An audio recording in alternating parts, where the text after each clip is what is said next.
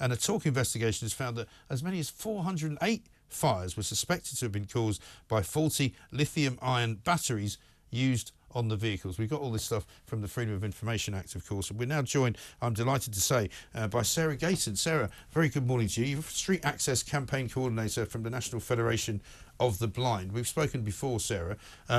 Before we even talk about the state of the fire problems that these vehicles are causing, I must tell you, since you and I have spoken, the electric bike business has boomed. And if I just walk out of this office onto the side of London Bridge there are literally dozens of bikes sort of thrown on the floor, abandoned, where people, if they were having difficulty with their vision, wouldn't see them, where some elderly people are having trouble stepping around them. I mean, it's an absolute, forget about the danger they are when they're moving. When they're actually stationary, they're also a danger. They're an absolute nightmare, Mike. You know, London's just been taken over by them. The pavements aren't safe. No. You know, where you're supposed to walk or wheel or get your wheelchair around these bikes, they're just making disabled people trip over them. They're making them reroute, having to go back and forwards. And if you can't see, they're just a nightmare. You know, so this issue, it should be top of this sort of election thing, because, you know, who's going to tackle it? Who's going to bang the table and stand up for the pedestrian, the people that walk or wheel on the streets of London? Because it's a disgrace. It is. And I spoke to a sort of advocate of e-scooters, a manufacturer, just earlier on in the show, and he was banging on about saving the planet and how, you know, this is the alternative means of transport that we should be using. And I'm like, well, that's all very well, but one, it's not saving the planet. Two, these batteries are not farmed out of the ground with any degree of sort of greenery. They're quite toxic. And in the end, there seems, as I say, there seems to be nowhere that's not suitable for throwing one of these bikes on the ground and just leaving it there. Absolutely. You know, we've called for them to actually be just taken off the streets for the bikes, only to come back if they're docked and locked off the pavement. Yes. So even some of those Santander bikes, you see people riding to dock them on the pavement. And that's terrifying for anybody, let alone somebody with using a white cane. And the problem with these electric bikes particularly as well is you can't hear them. There's no noise, right? So if you're somebody with impaired vision or you're somebody who's registered blind, you don't know what's coming at you. And at speed, and they're so much heavier, you know. And also a lot of people that are probably here visiting, like tourists, are just jumping on them, don't know the rules of London, and they're just absolutely causing chaos. You know, I go out and film quite a lot looking at the behaviour, and these rental ones, again, there's some shocking behaviour going on out there. And is there a rule which says that you must, because when they first started, they'd be called the Boris bikes, you know, they were sort of properly, it seemed to me, maintained. I would quite often see, you know, lorry loads of bikes being collected from one place and put in another place. You know, there was order to it. They were put in proper, you know, sort of, you know, bike parks, if you like. But these new bikes, they can just be dropped anywhere. Well, what most... It's bonkers, really, because people are actually going away, picking them up.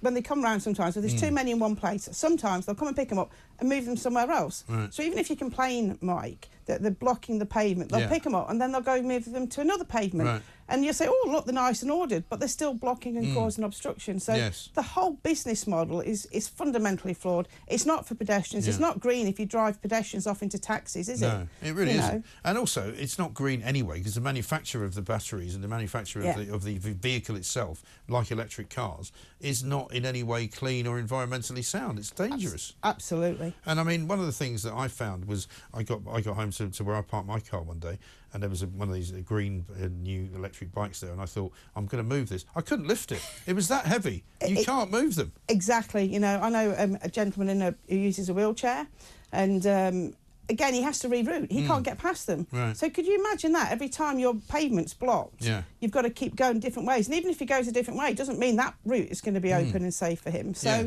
they need to be off the streets and only come back with strict regulation. Yes, exactly right. And we've been talking as well, not just about the bikes themselves, but the e-scooters, which again are kind of a lawless, you know, breed of people who just get on these things. They're supposed to be illegal. The police are supposed to confiscate them, and they say they do, but there's still loads of people riding them. And again, very quick, sometimes 40 miles an hour, down a street, sometimes on a pavement. What are you supposed to do about that? Absolutely, you know, you can't catch them. You know, even if you film them, you've got no way of tracking them. And they're terrifying. And a lot of them are masked, and they're wearing masks, or they're wearing helmets. I've seen e-scooter bike riders just wearing like crash helmets. You can't see who they are. Well, the only benefit about that, it will probably stop them being killed.